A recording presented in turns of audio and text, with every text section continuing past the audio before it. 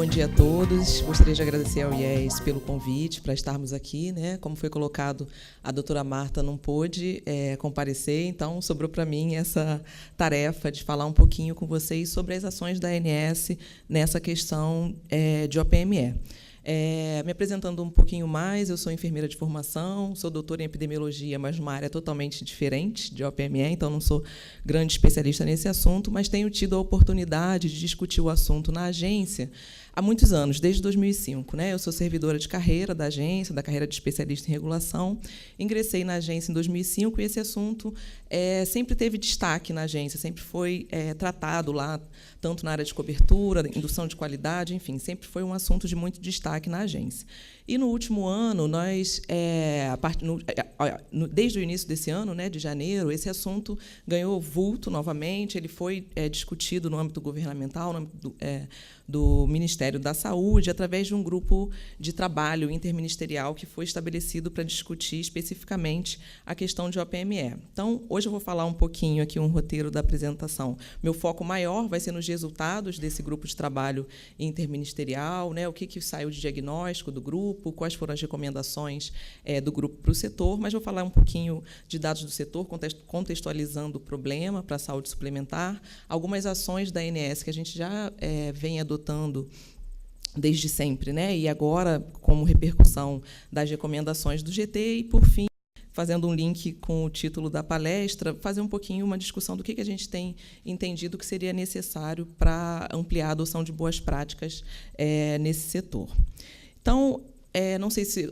Acredito que a maioria de vocês conhecem a agência, a função da agência, mas acho que é sempre interessante contextualizar um pouquinho qual é a função da ANS, né, da Agência Nacional de Saúde Suplementar. Ela é uma autarquia federal vinculada ao Ministério da Saúde, que tem como escopo a regulação, normatização, controle e fiscalização do setor de planos privados de assistência à saúde. A finalidade institucional é a defesa do interesse público, com uma regulação muito focada nas operadoras de planos de saúde. Então, nossa regulação ela tangencia também prestadores e consumidores. O foco maior nas operadoras de planos de saúde, mas a gente também regula a relação dessas operadoras com os prestadores e consumidores, obviamente tentando alinhar as ações regulatórias da agência com a política pública de saúde, né, para contribuir para o desenvolvimento das ações de saúde.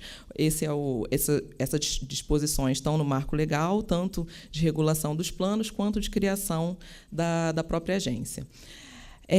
Então, a gente tem a complexidade desse setor é muito grande, os senhores conhecem, a gente tem cerca de 50 milhões de beneficiários em planos de assistência médica, somados a cerca de 22 milhões em planos exclusivamente odontológicos, são dados de junho de 2015, então um setor grande, pujante, né, com um universo muito grande de operadoras de planos de saúde, 855 operadoras com beneficiários de planos de saúde, operadoras médico-hospitalares, e 332 com exclusivamente odontológicas, uma diversidade enorme de operadoras, desde operadoras pequenas, com maior organização na governança, questões de compliance, etc., como foi colocado aqui, até outras operadoras enormes, maiores, com um potencial maior de investimento em qualidade, em segurança, em melhores práticas.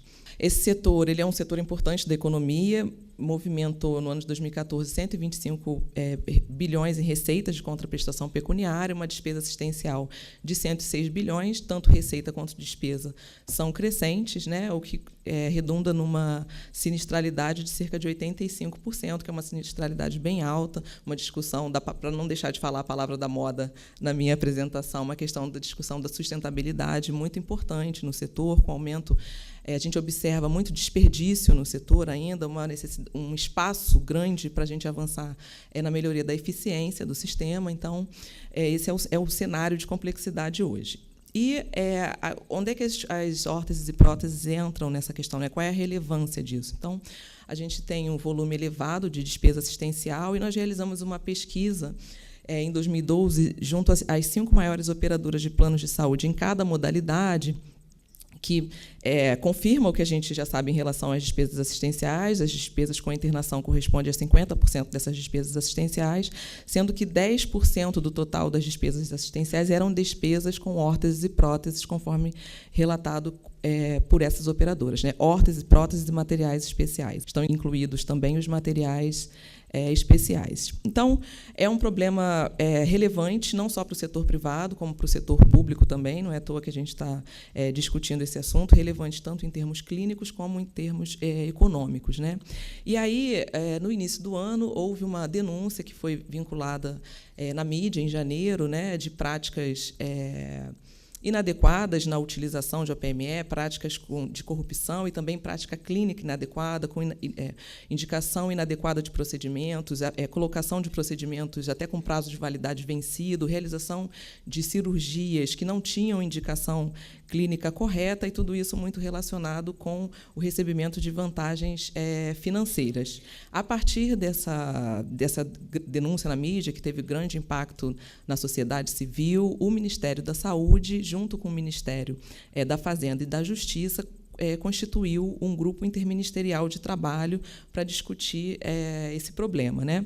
Então, esse grupo foi criado por meio de uma portaria ministerial de 8 de janeiro de 2015, e ele tinha a finalidade de propor medidas para a reestruturação e ampliação da transparência do processo de produção, importação, aquisição, distribuição, utilização, tributação, avaliação e incorporação tecnológica, regulação de preços e aprimoramento da regulação clínica e de acesso de dispositivos médicos em território nacional. Então, era um objetivo bem assim, ousado, né, para um prazo que era relativamente curto, foi um prazo de 180 dias, mas a ideia era fazer um diagnóstico inicial do problema e propor algumas recomendações mais urgentes. O GTI foi composto por representantes do Ministério da Saúde, então, das secretarias do Ministério da Saúde, além de Agência Nacional de Vigilância Sanitária e Agência Nacional de Saúde Suplementar. Eu participei da maior parte das reuniões. Também Ministério da Fazenda, com a Secretaria de Acompanhamento Econômico Financeiro, Ministério da Justiça, com a Secretaria Nacional do Consumidor, e o CAD, que é quem fiscaliza as práticas anticompetitivas no país, né? Além dos Conselhos Nacional de Secretários de Saúde e o Conselho Nacional de Secretários Municipais de Saúde, porque o problema também envolvia a discussão dessa questão no SUS. Então, nós tivemos um prazo de 180 dias para produzir um relatório. Esse prazo se encerrou em julho, o relatório foi produzido, está publicado, disponível na internet, e a gente tinha um plano de trabalho com o objetivo de fazer um diagnóstico situacional do setor, identificando os pontos críticos para a atuação, levantamento de ações positivas existentes e identificação de atores envolvidos. Então, ao longo das cerca de 30 reuniões que nós fizemos, nós recebemos, né, ouvimos apresentações de diversos representantes do setor, ANAP, Abramed, Abimed, setores públicos também, hospitais, CFM, Associação Médica Brasileira, enfim, vários atores envolvidos para ouvir a opinião dessas pessoas, as recomendações, o que eles tinham a colocar também. Fizemos uma identificação dos projetos de lei existentes em tramitação no Congresso Nacional, porque existem tramitando sobre esse assunto, alguns até conflitantes, e um levantamento também sobre judicialização, tentando identificar as principais próteses, né? O que era o principal problema. A partir disso, foi feito um plano estratégico com uma proposta de reestruturação do setor. Então, eu cortei muita coisa da apresentação, já foi discutido muito de manhã a questão do diagnóstico do setor, mas eu trouxe alguns pontos que foram mais debatidos ao longo do GTI. Primeira questão é a questão da simetria de informação, né, tanto de ordem técnica quanto de econômica. Então, a primeira questão que nós nos deparamos era a ausência de uma padronização da denominação e das nomenclaturas de OPME. Do que a gente está falando? Né, o Dr. San trouxe uma definição da OMS. A gente sabe que, quando a gente fala de OPME, a gente tem uma gama muito grande de produtos. Então, qual era o foco? Qual era a discussão que estava recebendo enfoque ali naquele grupo? Além disso, quando a gente começou a analisar as ações de Anvisa, de Ministério da Fazenda, as ações de monitoramento, né, como é que nós fazíamos isso, e da ANS e do Ministério da Saúde, percebemos que não havia uma compatibilização das nomenclaturas. Então, isso já dificultava um trabalho inicial. Embora a Anvisa, que é a Agência de Vigilância Sanitária, seja um órgão responsável pelo registro, não é a nomenclatura da Anvisa que é utilizada, padronizada por todos os setores. Então, isso já dificultava esse diagnóstico inicial, esse levantamento. Há também uma ausência de um banco de preços públicos confiável para que a gente pudesse comparar os preços existentes, né, fazer análise da situação do país em relação aos preços de OPME. Então, você está comparando o que um chama de estente, o outro está falando estente recoberto, é a mesma coisa, não é? Esse preço é por conta de um detalhe a mais que esse produto tem. Essas questões surgiram. E também a questão da diversidade dos produtos, como já foi colocado, só na Anvisa são mais de 44 mil registros de produtos, e quando a gente olha para esse registro, um produto ele pode ter diversos modelos dentro no próprio registro da Anvisa. Então, um registro ele se desdobra em diversas marcas, em diversos produtos, de fato, que têm variações de preços muito grandes entre si. Então, essa foi... além da prática comercial, que usa nomes diferentes dos registrados na Anvisa.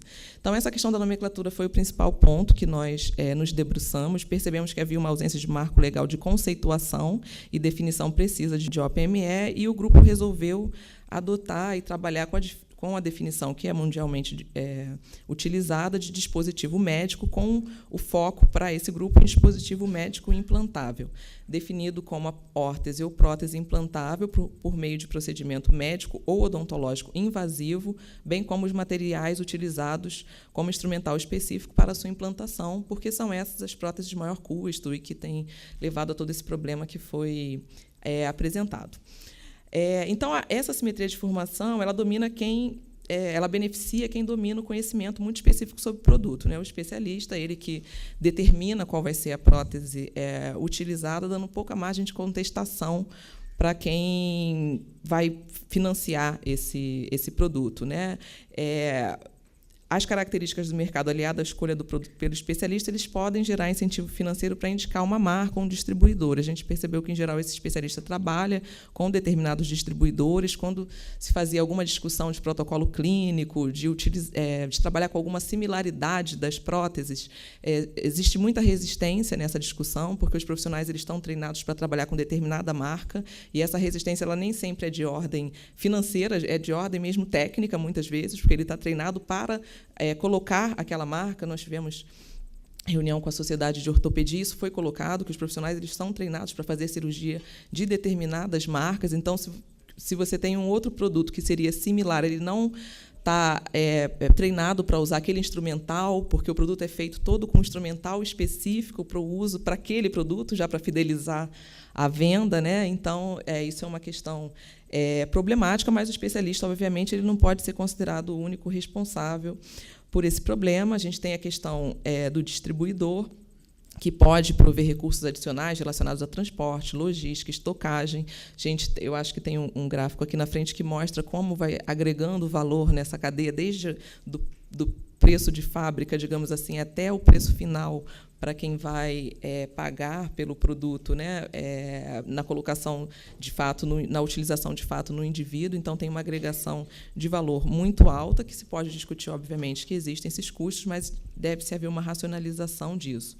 Outras questões de práticas anticoncorrenciais que foram levantadas e demonstradas, inclusive com encaminhamentos de documentação ao CAD, é a questão de distribuidores exclusivos por região do país. Então, isso promove grande variação de preço. Então, isso foi muito relatado por algumas operadoras de plano de saúde, que tem algumas regiões que você só consegue comprar em determinado distribuidor, e aí ele vende pelo preço que ele quer, e existe uma variação muito grande de preços entre as regiões, mas a operadora não consegue comprar com o distribuidor da outra região, porque simplesmente ele não vende. Então, também práticas não convencionais, digamos assim, para obtenção de vantagens, a questão de pagamentos de congressos para profissionais, para identificar algumas marcas, enfim.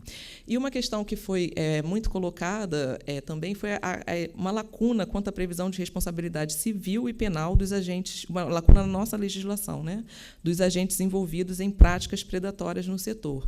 Então, tem toda a discussão da lei anticorrupção, mas também havia uma discussão de qual a responsabilização civil ou criminal de um profissional que realiza uma cirurgia não indicada ou que coloca uma prótese com prazo de validade vencido. Enfim, isso vai ser tratado como uma lesão, um dano. Não tinha uma especificação muito clara no Código Penal para essas práticas, né?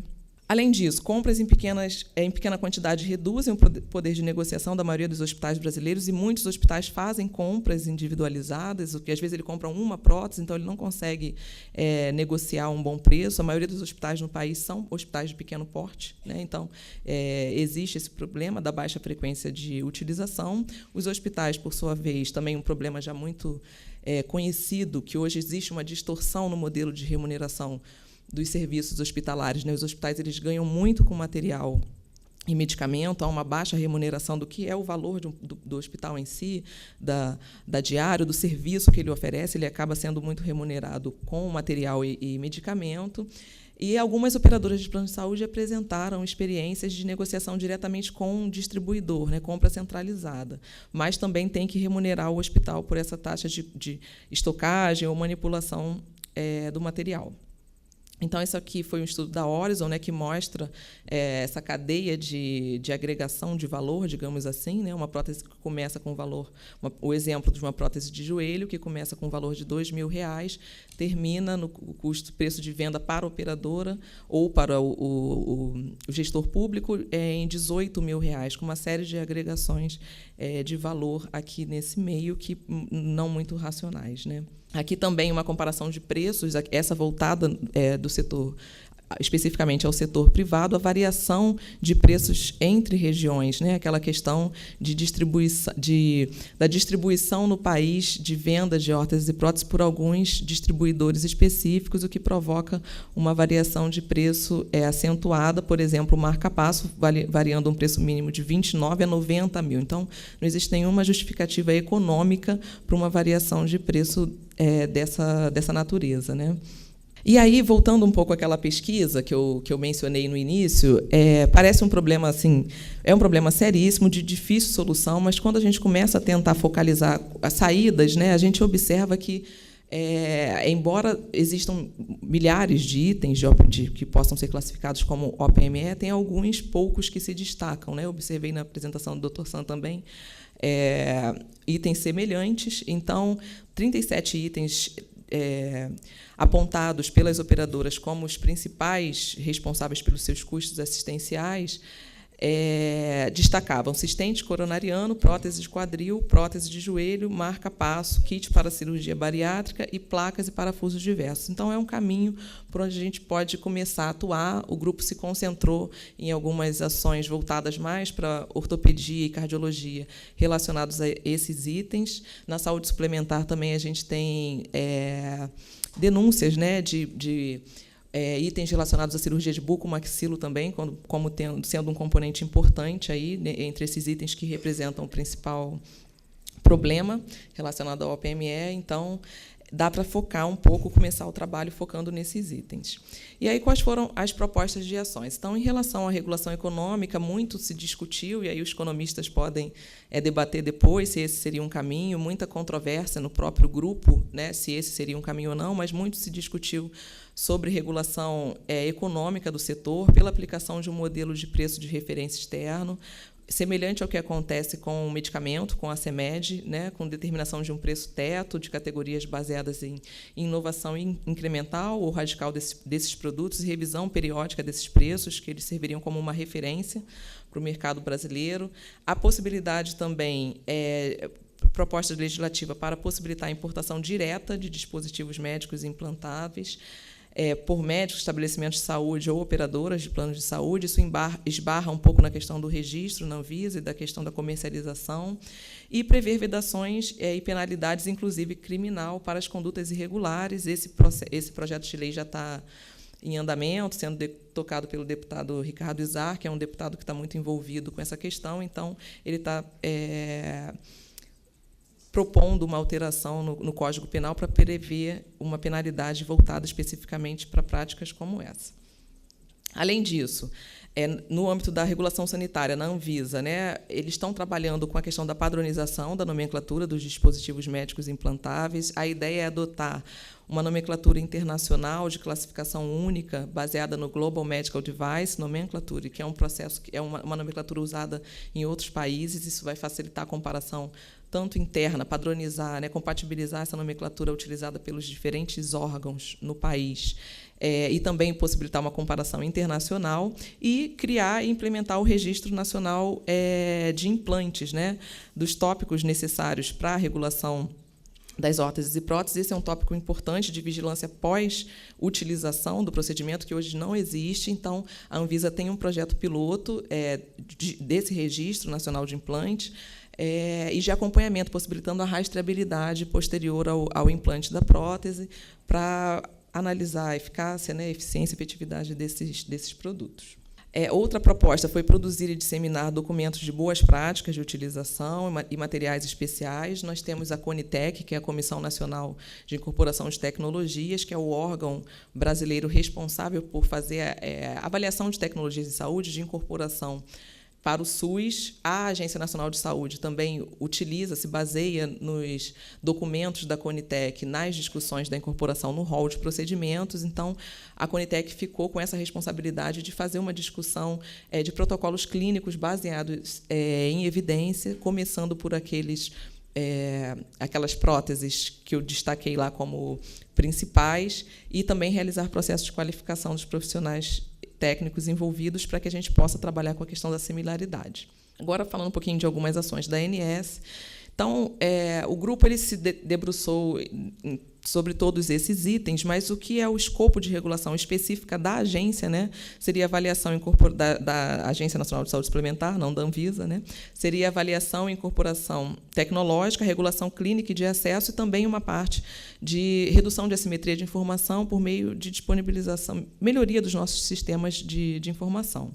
E a agência, ela já, desde o lançamento do primeiro rol de procedimentos, ela já tem uma atuação voltada para a questão da incorporação tecnológica, né? Existe um rol de cobertura mínimo no setor, que é a referência básica para a cobertura assistencial no setor, e esse rol ele lista os procedimentos de cobertura obrigatória, revisto a cada 2 anos. Estamos encerrando um processo de revisão do rol agora, deve ser publicado até o próximo mês, o novo rol.